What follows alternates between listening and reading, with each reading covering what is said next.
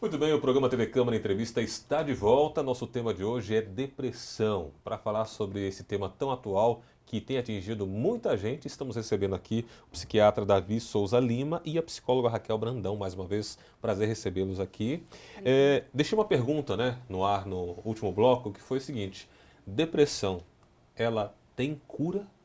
Porque eu já ouvi algumas pessoas falarem que, olha, depressão você vai fazer o tratamento por sua vida toda até você morrer porque ela não tem cura.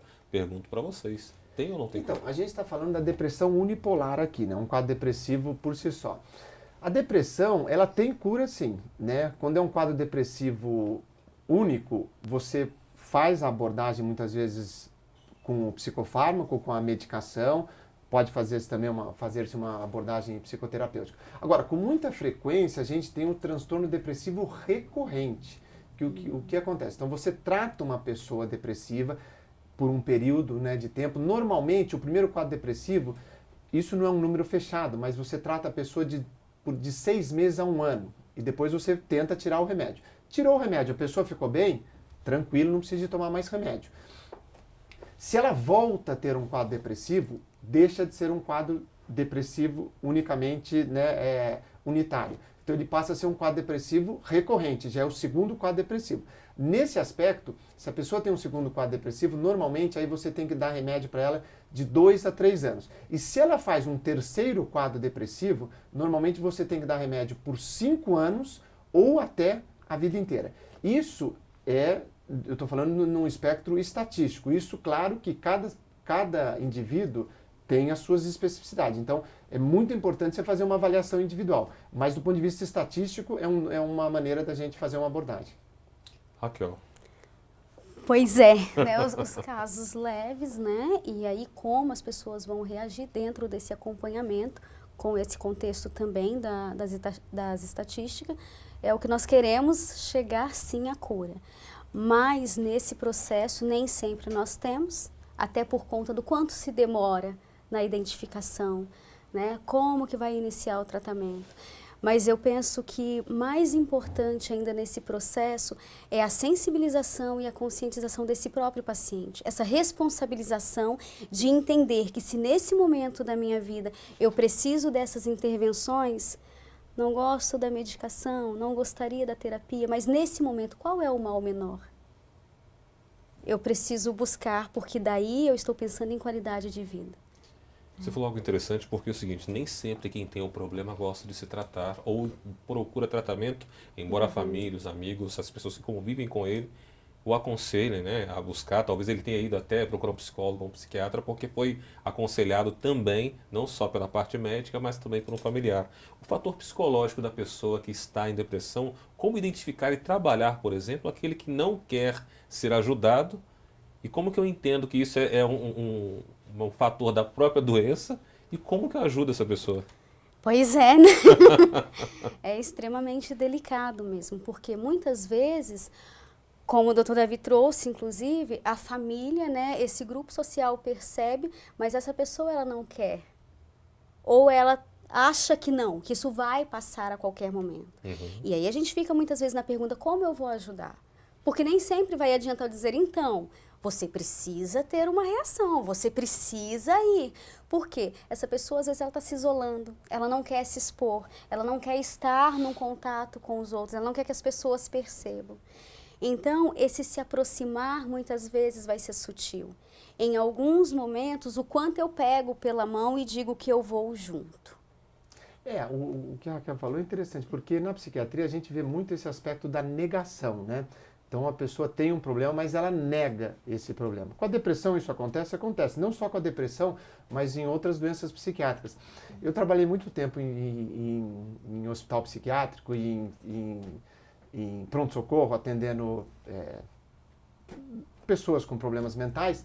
E até brincava-se assim, quando chegava uma pessoa, um dependente químico, principalmente um etilista, né, um dependente de álcool, e aí se brincava o seguinte, pergunta para ele se ele tem problema com álcool, se ele bebe e tudo mais. Se ele, e a pessoa muitas vezes chega lá, né, etilizada, você percebe que a pessoa não está bem, que ela está intoxicada e tudo mais, e com muita frequência a pessoa fala, não, eu não tenho problema nenhum com álcool.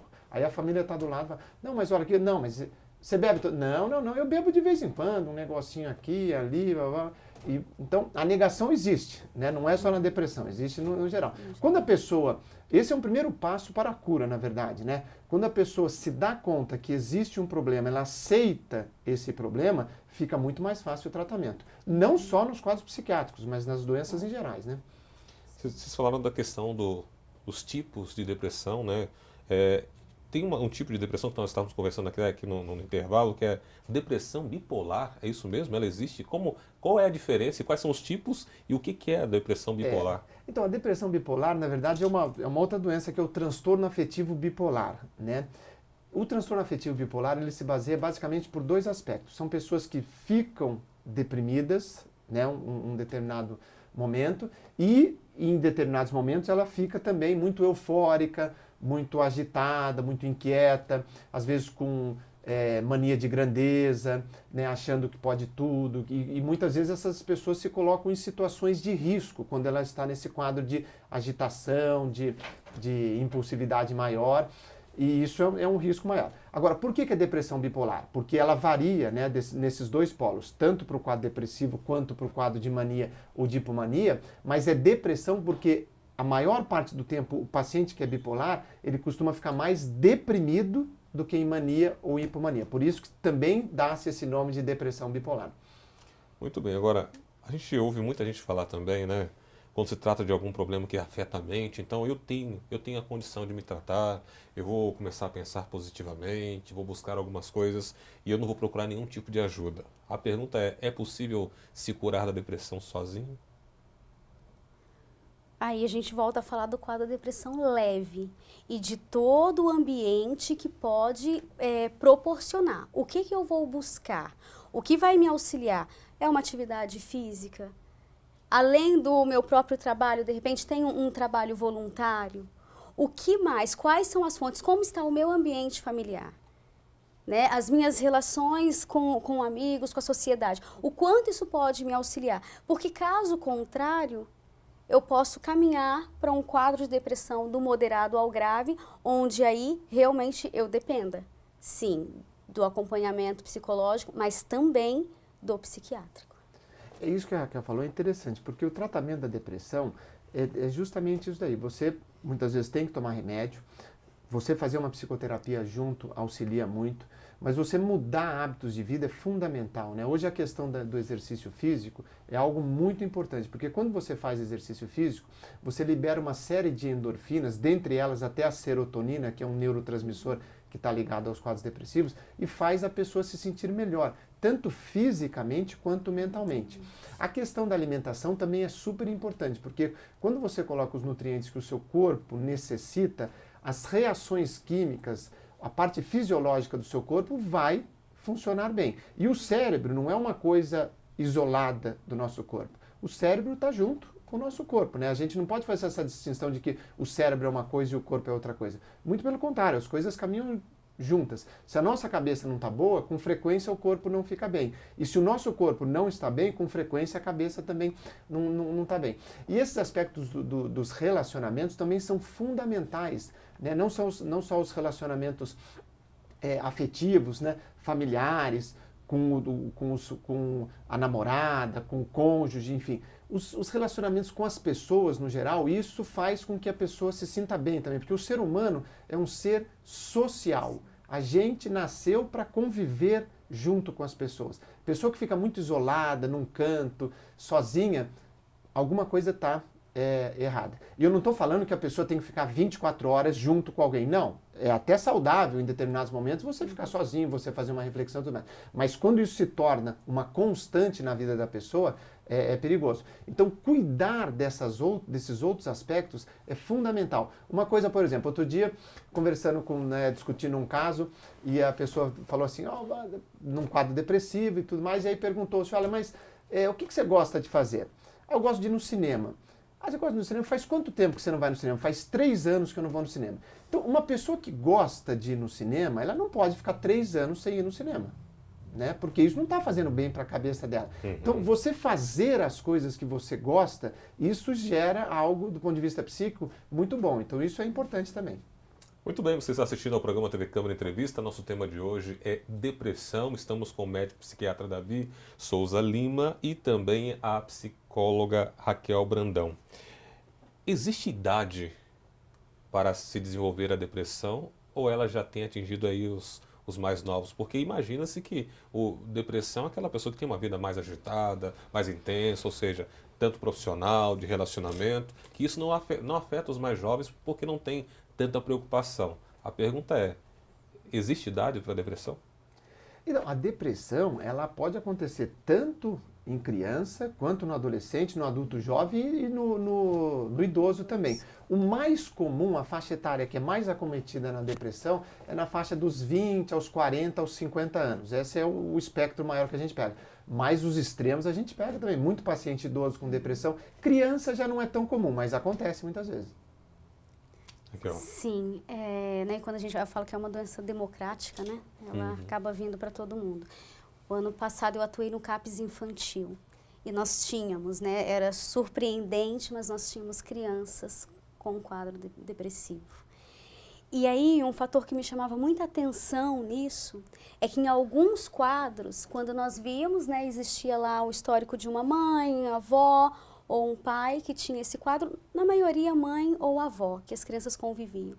E às vezes me parecia inclusive aprendido o ambiente, o comportamento inclusive, sabe?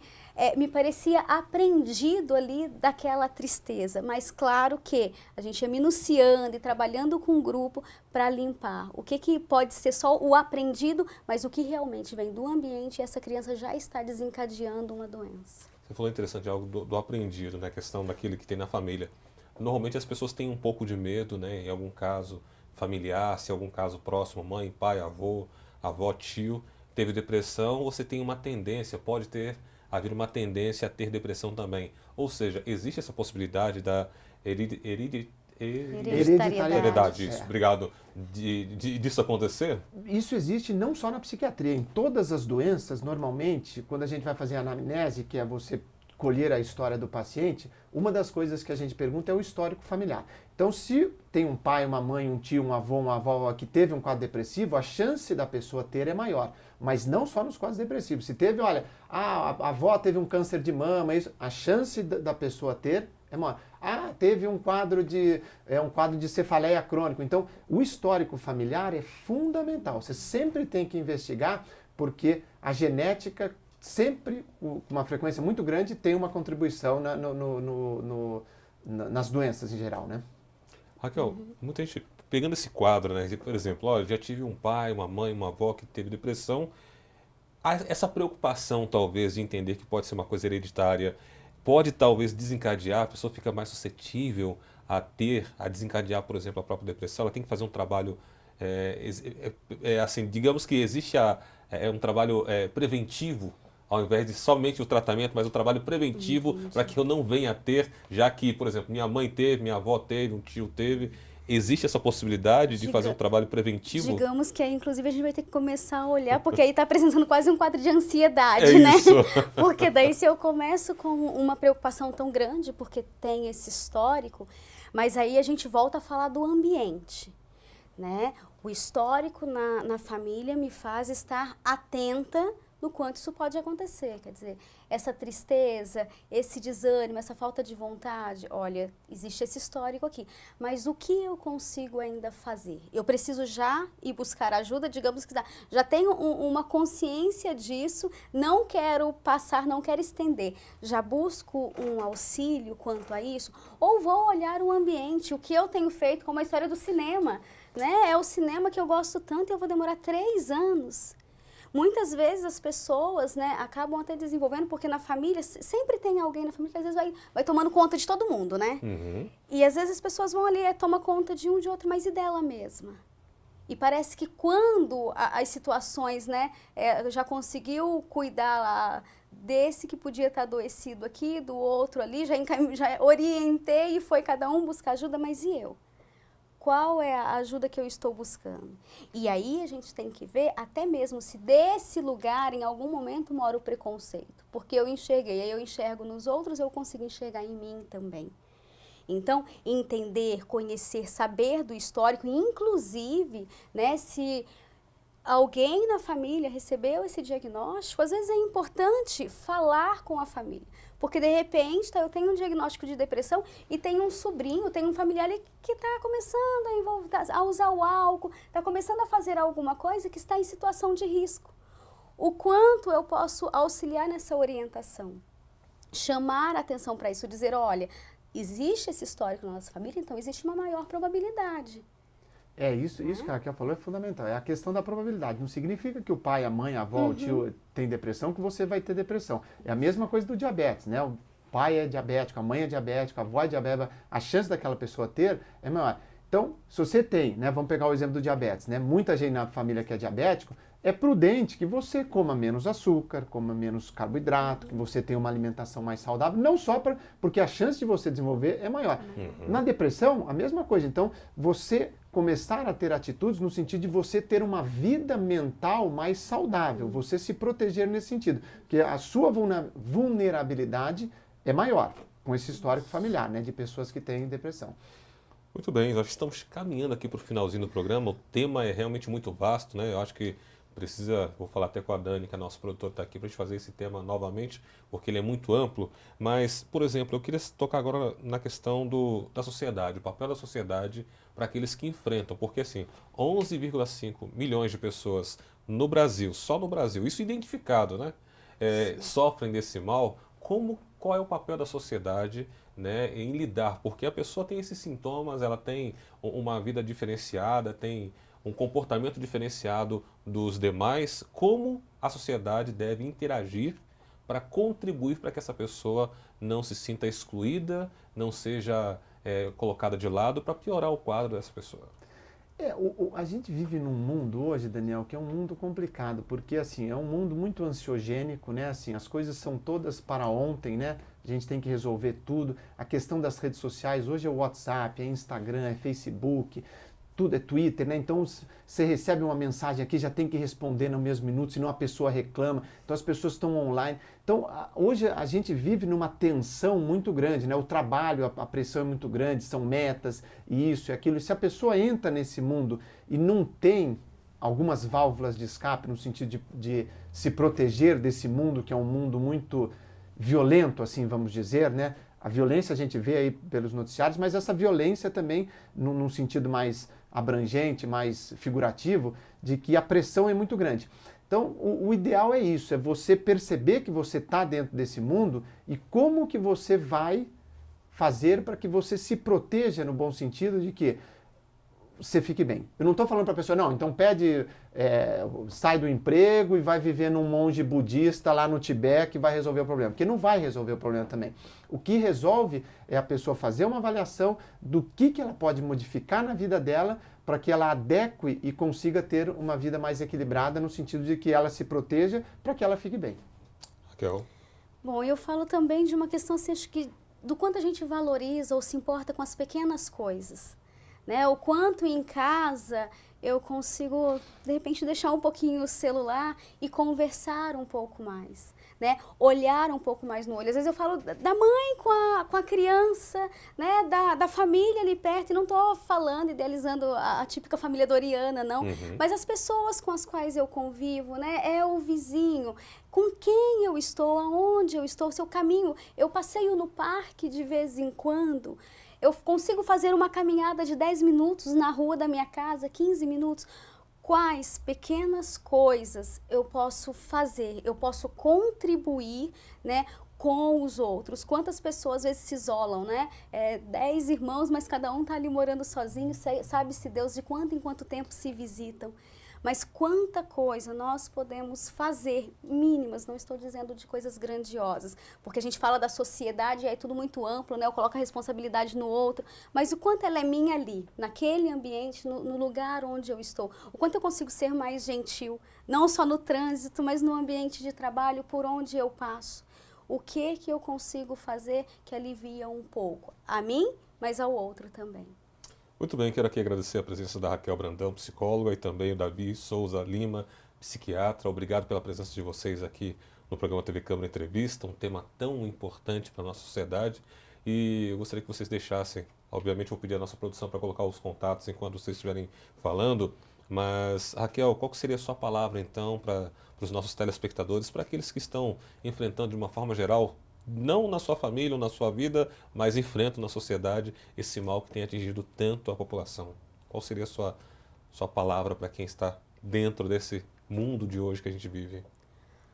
Bom, a primeira é busque pequenas coisas que te deem prazer, né? Que sejam fáceis, que sejam acessíveis. Se essa tristeza já está passando também, se sente, se existe esse sintoma e já passa aí dos 15 dias, busque ajuda. Sempre há possibilidade, sempre há um caminho. E é sempre muito importante que a gente se responsabilize por isso, esse querer estar melhor. Muito bem, tá. Apareceu aí o contato da Raquel, pedi mais uma vez para a produção colocar, tá aí o telefone da Raquel. O pessoal pode estar entrando em contato com você para ter mais informações também, né, Raquel? Sim, sim, ficam à vontade. Tá certo. Doutor Davi Souza Lima, muito obrigado por sua presença também. A sua palavra final, então, ao nosso telespectador, por favor. Eu agradeço o seu convite, Daniel. Eu acho que a palavra final, acho que é essa questão das pessoas se cuidarem, né? Olharem mais para si próprio e tentar ter uma vida mais equilibrada, né? Tudo que é ao extremo, tudo que você faz ao extremo, então a pessoa que é um workaholic, só trabalha, vai dar algum problema. Então, se você consegue fazer uma coisa mais equilibrada, a chance do seu mundo mental estar mais organizado e estar melhor é maior. Tá certo. Tá aí o contato também do doutor. Quem quiser tirar mais algumas dúvidas, pode estar entrando em contato, né, doutor? Com certeza. Muito bem. Mais uma vez, obrigado pela presença de vocês. O programa TV Câmara Entrevista fica por aqui. Lembrando, como diz o poeta, né? Ninguém é uma ilha, ninguém vive só. Que você viva bem em comunidade, aproveite bastante a presença de quem está ao seu redor, para que você possa fugir ao máximo desse mal que tem atingido tantas pessoas nesse século. E o programa de hoje vai ficando por aqui. Você pode rever este e outros programas em nossa página no nosso canal do Facebook, facebook.com/TV Câmara Jacareí, ou ainda acessar também pelo nosso YouTube, youtube.com/TV Câmara Jacareí. Um abraço, continue ligado aqui na TV Câmara Jacareí, a TV pública da cidade, e até o nosso próximo encontro.